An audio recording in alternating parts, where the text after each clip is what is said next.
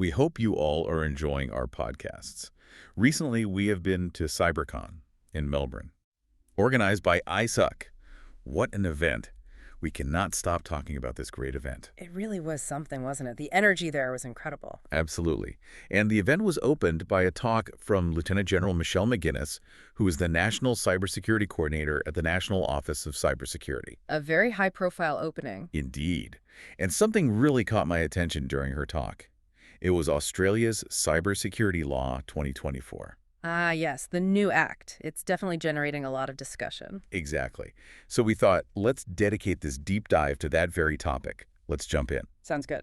And just before we start, I would request to our listener, if you enjoy what we do, please like, subscribe, share, and maybe give us some feedback. It really does motivate us to create more talks like this. Definitely helps keep us going. Okay, so Lieutenant General McGuinness's talk. Oh. It really set a serious tone, felt like a clear signal that the old ways, the existing laws, just weren't cutting it anymore against modern cyber threats. That's a fair summary. The message is pretty clear. The landscape has shifted dramatically, and the legislative framework needed a major overhaul to catch up. So our mission today is really to unpack the Cybersecurity Act 2024. We're treating the source material, the act itself, and the commentary around it as, well, a shortcut for you to understand Australia's new, much broader approach to cyber threats. It's a whole economy strategy now, isn't it? It really is. And you use the right word there, necessary. This isn't just tweaking around the edges. It's a fundamental shift because, frankly, the government was operating somewhat in the dark for too long. How so? In the dark? Well, lacking timely data on incidents, for one. And also lacking the clear legal authority to coordinate responses effectively during major crises. The threats are evolving so rapidly, becoming more frequent, yes, but also significantly more sophisticated. And hitting everyone, right? Not just big corporations, ordinary Australians, small businesses. Precisely. They're targeting everyone. And the core problem wasn't just the sophistication. It was, as you hinted, visibility, or the lack thereof. That Australian Institute of Criminology stat really jumped out at me. Only 1 in 5 ransomware victims actually reports the attack. Yeah, 1 in 5. Think about that. That means maybe 80% of this specific type of criminal activity is essentially invisible to the authorities. Which cripples any effective response, surely. Absolutely. If you don't know the scale, the economic impact, the social cost, how can you possibly provide tailored, useful advice? How can you effectively target disruption activities against the criminals themselves? You're fighting with one hand tied behind your back. So there's this underlying problem of poor visibility. But what really lit the fuse for this specific, quite aggressive legislative response, it feels like something must have happened to really push it over the line. Oh, definitely. It wasn't just statistics. It was those massive headline-grabbing incidents back in 2022, 2023. We're talking Optus and Medibank. Right. Those were huge. You couldn't escape the news coverage. Exactly. And they weren't just minor data leaks. We're talking about enormous amounts of really sensitive personal information being exposed. Names, dates of birth, driver's license numbers. And with Medibank, it was even worse, wasn't it? Highly sensitive medical details. Extremely sensitive. Things like mental health records, specific medical procedures, even termination histories in some cases. Stuff that people consider deeply private. And suddenly it wasn't just an IT problem for those companies anymore. No, it instantly became a national security issue because millions of Australians were potentially impacted. Think about the downstream effects, people rushing to replace ID documents, the strain on government services dealing with the fallout, the sheer public anxiety. And the existing legislation, the main tool the government had at the time, the Security of Critical Infrastructure Act, the SOCI Act, it just wasn't up to the task, was it? I remember Minister O'Neill publicly calling it useless and flawed in that context. That's right. And the reason it failed so dramatically in those specific cases goes back to its original design. What was the original focus then? The SOCI Act was really built to protect the operational continuity of critical infrastructure. Things like the power grid staying on, water supplies running, transport networks functioning. It was about the systems. Okay, so systems, not necessarily the data held within them. Exactly. There's a great point made by Professor Nichols at UNSW SOCI was about securing systems, but the Optus and Medibank incidents were fundamentally about customer data being stolen from those systems, even while the systems themselves might have remained technically operational. I see. So when Medibank's data was exfiltrated, but their core IT systems perhaps didn't completely collapse, The SOCI Act didn't give the government the right levers to manage the data crisis effectively. Precisely. It lacked the specific mandates and coordinated tools needed for a mass data breach scenario. The law just wasn't designed for that kind of event. So enter the Cybersecurity Act 2024. This is the big fix, designed to bridge that gap, move beyond just system security, and create a framework that covers the whole economy, including data and consumer protection. That's the goal. It's a much more holistic approach. And it seems to be built on 4 main pillars, tackling those different weaknesses we've discussed. That's right. 4 interconnected pillars. The idea is they work together to build resilience, force some baseline security standards, and crucially, gather the intelligence needed. Okay, let's break them down. What are the 4? First, mandating security standards for smart devices. That's the consumer protection angle. Second, bringing in mandatory reporting for ransomware payments, addressing that big intelligence gap. Right, the 1 in 5 problem. Exactly. Third, establishing an independent body, the Cyber Incident Review Board, or CIRB, to conduct post-incident analysis without blame. Learning the lessons, essentially. Okay, learning and improving.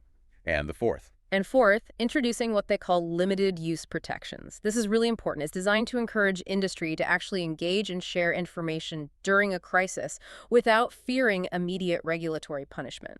Interesting. So building trust alongside the mandates. Okay, let's dig into that first pillar then, uplifting consumer protection through standards for smart devices. This is part 2 of the Act, right? Correct. Part 2. And it focuses on what the Act calls relevant connectable products. Basically anything that can connect to the internet or another network. So the Internet of Things, essentially. Smart TVs, cameras, routers, baby monitors, even smart fridges. Pretty much anything smart that connects. And it's a huge area because, let's face it, the number of these devices has exploded.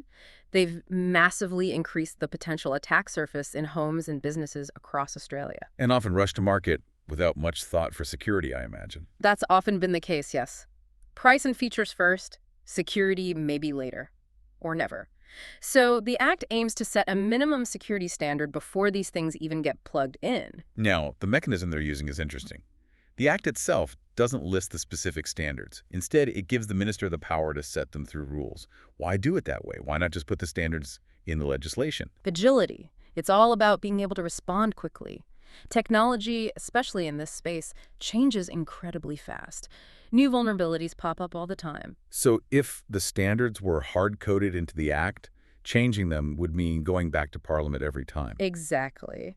Which is a slow, cumbersome process. Imagine needing to pass an amendment just to update a password requirement or address a new type of attack vector. Using rules allows the government to introduce specific, technically relevant standards for different types of devices much more rapidly as the threats evolve. That makes sense. Keeps things more current.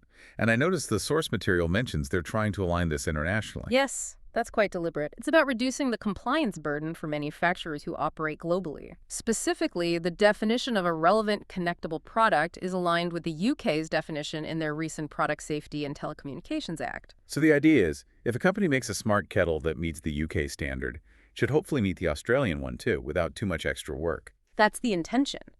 Aligning definitions and principles makes it easier for industry, which ultimately means Australian consumers should benefit from global security improvements more quickly and without creating unnecessary barriers to trade. Okay, practically speaking then, what kind of standards are we expecting to see first, especially for those consumer-grade devices? The initial focus seems to be on the real basics, the low-hanging fruit that, astonishingly, still gets missed. We're likely looking at 3 key things initially. Go on. First, no more universal default passwords, the admin type thing. Devices will probably have to require a unique, reasonably strong password when they're first set up. About time. What else? Second, they'll likely need to implement and publicize a clear process for managing vulnerability reports. So if a security researcher or even just a user finds a flaw, there's a clear channel to report it and an expectation the manufacturer will act on it. Okay, a vulnerability disclosure policy, effectively. And the third? Third, providing clear information up front about how long the device will receive security updates, the support lifetime. Ah, that's crucial. So consumers know if their smart speaker is going to become an insecure brick after only a year or 2. Exactly. Transparency on the security lifespan, it forces manufacturers to be upfront about ongoing support. This obviously puts new obligations on manufacturers and suppliers. Yeah. If a company is making these devices overseas but selling them into Australia, what do they need to do? Well, if they manufacture the product and they know, or reasonably should know, it's going to end up being sold in Australia, they have to ensure it complies with whatever standard is set by the rules. And they need to prove it somehow. Yes. When they supply the product, they need to provide a formal statement of compliance. This isn't just a sticker, it's a legal declaration that the device meets the required standards. This statement becomes a key piece of evidence for enforcement. But just to be absolutely clear, this doesn't apply retroactively to all the smart devices already in people's homes or sitting on secondhand shelves. No, definitely not. That would be chaos. The Act is clear. These obligations only apply to devices manufactured or supplied after the relevant standards come into effect. And it specifically excludes secondhand goods supplied after commencement. That protects the resale market. Okay, good clarification. Now let's talk about enforcement. What happens if a company doesn't comply? The Act gives powers to the secretary of the relevant department, right? It looks like a tiered approach. Yes, it's designed to escalate, starts with a formal request, moves to stopping supply, and can end with a recall and public naming. Walk us through those 3 levels of notices. Okay, level 1 is the compliance notice. This is outlined in Section 17. It's the initial formal warning. The Secretary issues this if they have reasonable grounds to believe or information suggesting that a product doesn't meet the standard or that the statement of compliance is dodgy. And it tells the company what to do. Yes. It specifies the problem and directs the company to take specific actions to fix it, usually within a set time frame. It's the first official nudge. And if they ignore that nudge, Then it escalates to level 2, the stop notice, under Section 18. If the company fails to comply with the compliance notice or the fix isn't good enough, the Secretary can issue a stop notice. which does what exactly? Stops them doing business. It can direct them to stop specific actions, most likely, to stop supplying the non-compliant product into the Australian market until they sort it out. This starts hitting their revenue stream for that product. Okay, that's got some teeth. But what if they still don't comply? What's the final step? Level 3 is the recall notice, Section 19. If they ignore the stop notice, the Secretary can basically order a product recall. This forces the company to actively remove the non-compliant products from the market in Australia. That's a significant logistical and financial hit. A major headache for any company. Mm-hmm. And beyond the recall itself, there's one more potential consequence hanging over them. Yes, there's a discretionary power for the minister under Section 20. If a company fails to comply with a recall notice, the minister can choose to publicly name and shame them. Ah, the public notification. Exactly. Publishing the details of the non-compliant entity. The reputational damage from that can be massive, signaling to consumers and the global market that this company ignored Australian safety standards. Often, the threat of that public shaming is a more powerful deterrent than the potential fines alone. Right, reputation matters hugely. Okay, that covers the smart device standards quite well. Let's shift to the second pillar now, Part 3 of the Act, mandatory ransomware payment reporting. This is aimed squarely at that intelligence gap you mentioned earlier. It is. The core problem was the government just didn't have good data on how often ransoms were being paid, how much was being paid, and how it was being paid. That information is gold dust for understanding the ransomware business model and disrupting it. So this mandate focuses specifically on the payment event. Precisely. That's the key trigger. Okay. Because that's the moment the most valuable intelligence can be gathered. The amount, the cryptocurrency wallets used, the communication methods, negotiation tactics, all vital for tracing the money and identifying the actors. Who actually have to report? Who falls under this reporting business entity definition? It's designed to capture most medium to large organizations, but not swamp the smallest ones. There are 2 main groups covered. First, any entity carrying on business in Australia with an annual turnover above a certain threshold. And what is that threshold? The draft rules proposed it at $3 million or more in annual turnover. $3 million, okay. Any reason for that specific figure? It aligns neatly with the definition of a small business already used in the Privacy Act, so it casts a reasonably wide net over incorporated entities likely to have the resources to manage compliance while deliberately excluding genuine small businesses. Got it. And the second group? The second group are those entities already designated as responsible entities for critical infrastructure assets under Part 2B of the SOCI Act. So critical infrastructure operators are definitely covered. But government bodies themselves are excluded. Yes, Commonwealth and state bodies are specifically exempt from this mandatory payment reporting obligation. The focus here is very much on gathering intelligence from the private sector where most of these payments are occurring. Okay, now let's get really specific about the trigger. Because it's not triggered just by getting a ransom demand, is it? Absolutely crucial point. No, it's not. The obligation to report only kicks in if all three of the following conditions are met. Right, lay them out for us. 1. A cybersecurity incident has happened, is happening, or is about to happen, and it's impacted the entity either directly or indirectly. 2. An attacker, the extorting entity, makes a demand for some kind of payment or benefit the ransom demand. Okay, incident plus demand, what's the third critical condition? 3. The business entity itself or someone acting on their behalf, like their insurer, a law firm, or a specialist negotiator, actually makes the payment or provides the benefit demanded. So payment is the absolute key. If a company gets hit, gets the demand, but decides to wipe everything and restore from backups and pays nothing. Then they have no mandatory reporting obligation under this specific part of the Act. The government is laser-focused on getting intel from the transactions themselves. If no payment occurs, they'll rely on other reporting mechanisms or voluntary disclosures. This is about tracking the money flow in the ransomware economy. And if they do pay, the clock starts ticking immediately. They have 72 hours to report.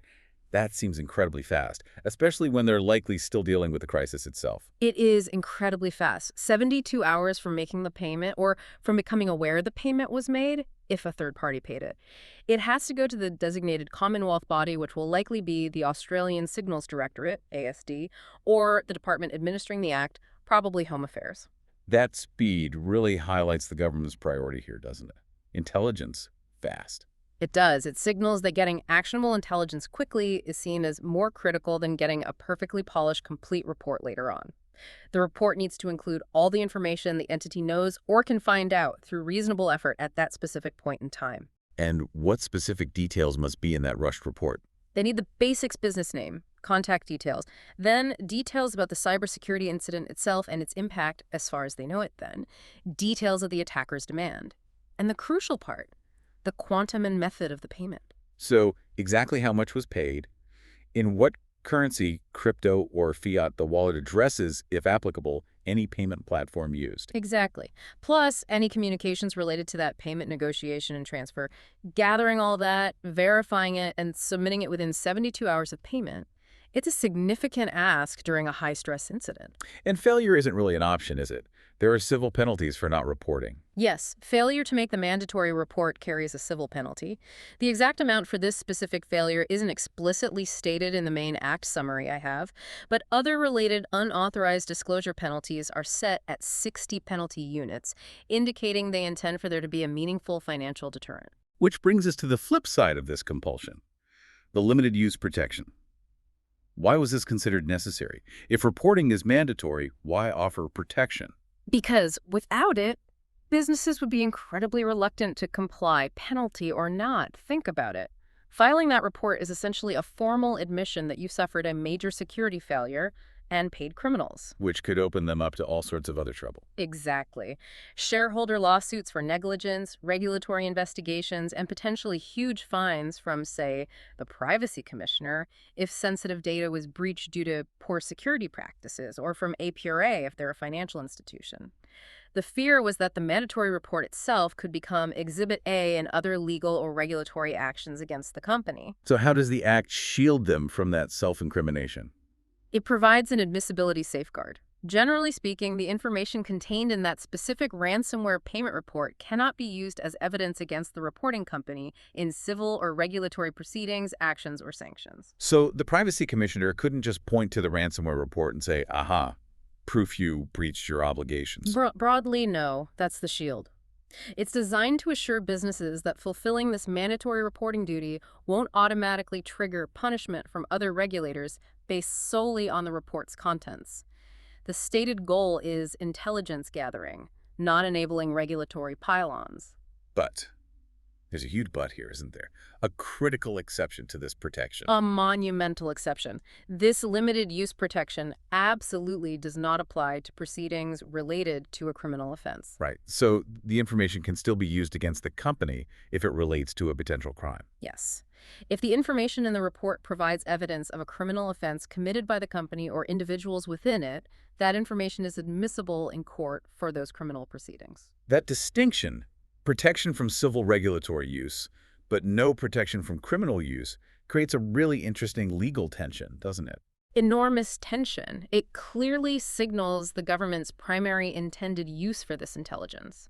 Feeding it into national security operations run by RSD and criminal investigations run by the Australian Federal Police, rather than necessarily using it for broader systemic regulatory improvement via bodies like the ACSC or APRA directly from the report itself. So, while paying the ransom might not itself be a crime in most circumstances, how the incident was handled, or perhaps attempts to mislead investigators later, could cross that line. Potentially, yes. It puts companies in a tricky position. They have to rush to comply with the 72-hour reporting deadline, but they also need to be acutely aware that anything they disclose in that report could be scrutinized later through a criminal lens. It's a very fine line to walk between mandatory compliance and potential self-incrimination, albeit limited to the criminal sphere. Really changes the calculus around paying a ransom, doesn't it? You need legal advice not just on the payment, but on the reporting implications. Absolutely. Thorough legal counsel becomes even more critical. One last point on the scope of this reporting. The definition of cybersecurity incident used here is quite broad, too. It is. It borrows the definition from the SOCI Act, but modifies it slightly to explicitly include the interception of communication. Meaning, if, say, customer emails containing sensitive data were intercepted, and then an extortion demand followed based on that intercepted data, and a payment was made that triggers the reporting obligation, even if the company's main servers weren't breached in the traditional sense. Okay. And it also covers indirect impacts. Yes. The obligation applies even if the reporting entity wasn't the direct target of the initial attack. For example, imagine your critical third-party software provider gets hit by ransomware, and that outage cripples your business operations. If you end up paying either the provider or the attacker directly to get services restored, and that payment relates back to the ransom demand, you likely have the reporting obligation because the incident had an indirect impact on you, and you made the payment. Wow, okay. That widens the net considerably. It's not just about your systems being breached. Correct. It's about the payment linked to the demand following an incident that impacted you. Right, this is complex stuff. Yeah. Okay, so that's mandatory payment reporting. Now let's move to Section 3, which seems to cover the response framework encouraging voluntary cooperation and learning lessons. This involved the National Cybersecurity Coordinator, NCSC, and that new review board. Exactly. If Part 3 was about compelling intelligence via mandatory reporting, Parts 4 and 5 are more about fostering cooperation and structured learning, particularly during major incidents. Part 4 specifically addresses that industry reluctance you mentioned earlier, the fear of sharing information with the government during a crisis. Yes, it tackles that chilling effect head-on. Businesses were genuinely worried that if they voluntarily shared technical details about an ongoing attack, maybe their own internal security measures, the specific tactics the attackers were using against them, that this sensitive info would somehow leak out, or worse, be passed straight to regulators who would then use it months later to build a case against them for having inadequate security in the first place. Understandable fear. So, how does Part 4 try to overcome that? It introduces a separate limited use protection, but this one applies specifically to information provided voluntarily to the National Cybersecurity Coordinator, NCSC, and only during what the Act defines as a significant cybersecurity incident. Okay, significant. How high is that bar? It's pretty high. It's not for everyday incidents. It has to be an incident that poses a material risk of seriously harming Australia's social or economic stability, defense, or national security. Or, alternatively, an incident that is causing or could reasonably be expected to cause serious concern among the Australian public. So think Optus, think Medibank again, those kinds of national-level events. Exactly. Those are the prime examples. Events that cause widespread disruption and public anxiety. So if a company's hit by one of these major incidents and they voluntarily reach out to the NCSC for help, what specific protection does this part of the Act give them? It provides an assurance that the NCSC can only record, use, or disclose the information they voluntarily provide for certain defined, permitted cybersecurity purposes. And what are those permitted purposes? Strictly crisis management. Pretty much.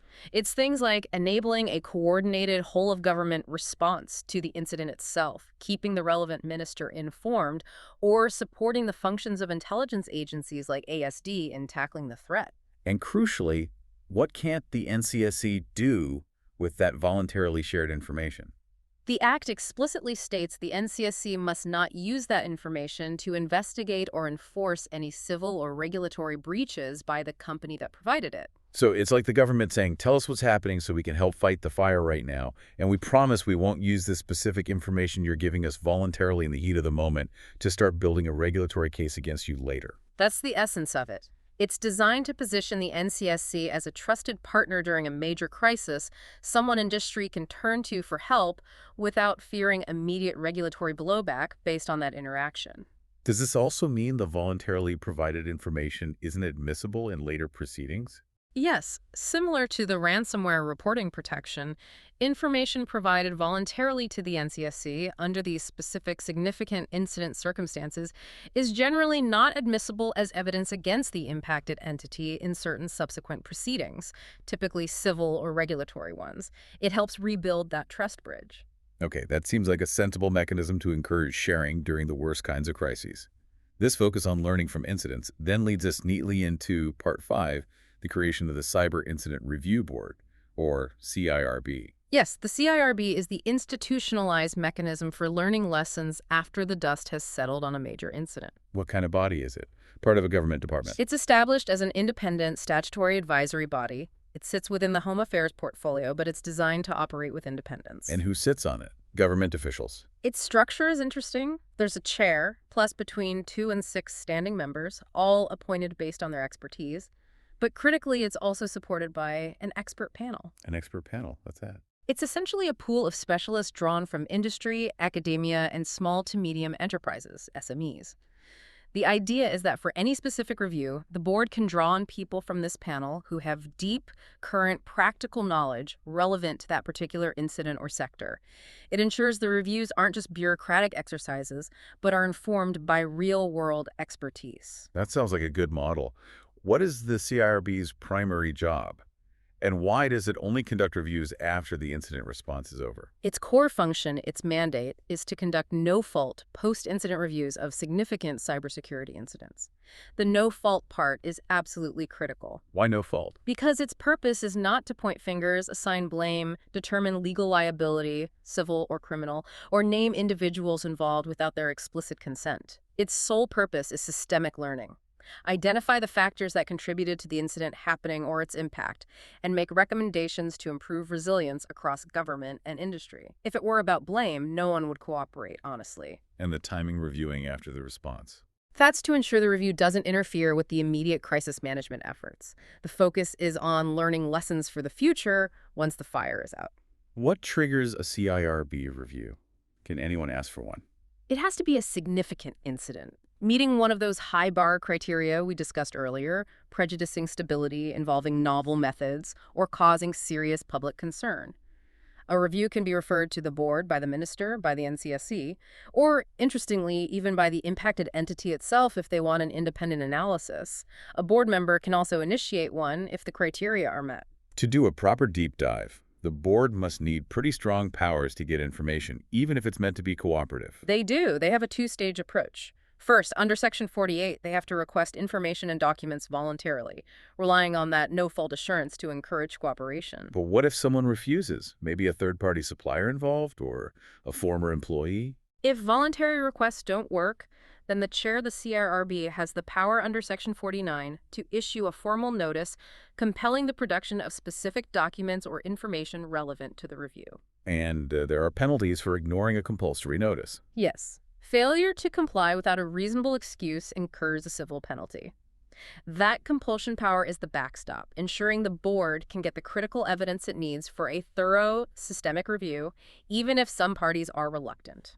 Are there protections for people or companies who are compelled to provide information, perhaps sensitive information? Yes, there are important legal protections. People involved in the review process, the chair, board members, staff, expert panelists, and crucially, anyone providing information, voluntarily or compelled, are generally protected from legal action or proceedings for damages related to acts done in good faith during the review.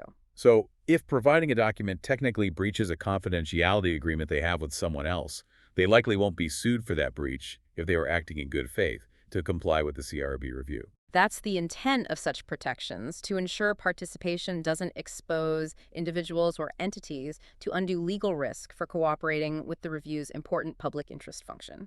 Okay, so the CIRB gathers all this information, conducts its no-fault analysis. Yeah. What happens then? How does it share its findings? The process is designed for both thoroughness and sensitivity. First, the board prepares a draft review report. This draft is shared confidentially with the minister and other relevant parties, like the entity that was reviewed, for comment. A consultation phase. Exactly. After considering feedback, they produce the final review report. But this isn't necessarily the document that gets released to the public, Why not? because it likely contains highly sensitive information, maybe commercial secrets, specific technical vulnerabilities, classified national security details, or personal information. So the Act requires the board to redact or remove all sensitive review information from the final report. And what's left is the public version. Yes. What's left after redaction is published as the Protected Review Report. This is the version intended for public consumption. It contains the systemic findings, the lessons learned, and the recommendations for improvement, but without disclosing the sensitive operational or commercial details. It balances the public's need to know with the needing to protect confidentiality and security. That makes sense, a tiered reporting system. Okay, we've covered a lot of ground. Mandatory device standards, mandatory ransom payment reporting, voluntary info sharing protections via the NCSC, and the no-fault CIRB reviews. If you step back and look at the whole package, what's the big picture takeaway for Australian businesses and the public? I think the biggest takeaway is that this represents a fundamental and frankly overdue pivot in Australia's approach to cybersecurity. We're moving away from a somewhat fragmented, often reactive posture hampered by laws like the old SOCI Act that just weren't fit for purpose in scenarios like Optus or Medibank, Towards something more. towards a more holistic, structured, and proactive framework. The government is clearly trying to do three things at once with this act. First, establish some non-negotiable security baselines, especially for consumer tech. Second, gain much-needed rapid intelligence on the financial engine of cybercrime, the ransomware payments, through that mandatory 72-hour reporting. And the third? And third, crucially, build bridges with industry by creating safety nets, those limited use protections, and a no-fault CRB to try and foster greater trust and encourage the voluntary sharing and systemic learning needed to actually improve national resilience. It's a multi-pronged strategy. The real tension seems to lie in that mandatory payment reporting, though, that trade-off between compulsion and protection. It absolutely does. That's probably the most contentious and interesting part of the act. The government is basically saying, we need this high-value intelligence on ransom payments to fight sophisticated global cybercrime effectively. It's a national security imperative. So you must give it to us within 72 hours. But, they continue, to make this workable for you, we promise that the report you file won't be used by civil regulators like the Privacy Commissioner or APRA as the sole basis to fine you for the underlying security failures that led to the breach. It's a bargain, essentially. Yeah. Give us the intel to catch the crooks, and we won't use that specific report to punish you on the regulatory side for being a victim. That's the deal being offered. However, that massive caveat we discussed, that the protection vanishes completely if the information points to a criminal offense by the company, cannot be overstated. It really underscores where the government's priority lies with that specific data stream. It does. It suggests the primary driver for the mandatory payment reporting is fueling law enforcement and intelligence agency efforts against the criminal actors, rather than using the payment data itself as a direct tool for widespread regulatory enforcement across the board. It makes the whole cyber landscape in Australia feel incredibly complex now. You've got the SOCI Act for critical infrastructure, the Privacy Act for data handling, the Telecommunications Act for comms providers, and now this Cybersecurity Act trying to overlay a response and reporting framework. It is complex, and that leads to a really important final thought, something for you, our listener, to mull over as this act starts being implemented and tested in the real world. Okay, what should we be thinking about? Given this already crowded and overlapping legislative environment, SOCI, Privacy, Telco Act, now how effectively can this one new act truly harmonize all the different reporting obligations and response expectations that businesses now face? Will it simplify things or just add another layer of complexity? That's a great question. Will it streamline or complicate? And perhaps more pointedly, think about that design choice for the ransomware payment data. protected from civil regulators, but wide open for criminal investigators. If this high-quality, hard-won intelligence is primarily channeled towards building criminal cases rather than being systematically fed back into improving broad regulatory standards and preventative measures across the economy, what might the unforeseen consequences of that emphasis be in the long run? Are we potentially prioritizing prosecution over prevention based on how this specific data stream is ring-fenced? That's the critical dynamic to watch. The tension between using this intelligence for targeted criminal pursuit versus using it for broader systemic resilience building. How that balance plays out in practice over the next few years will be fascinating and likely require significant operational and legal clarification. It certainly leaves us with a lot to think about. This is definitely a space that will continue to evolve. Without a doubt, this act is a major step, but it's unlikely to be the final word. Well, that was a fantastic, detailed deep dive into Australia's Cybersecurity Act 2024. Thank you so much for breaking down such a complex piece of legislation for us. My pleasure. Always good to talk through these shifts. And thank you, as always, to you for tuning in. We hope this helps you get a better handle on these important changes. We'll catch you on the next deep dive.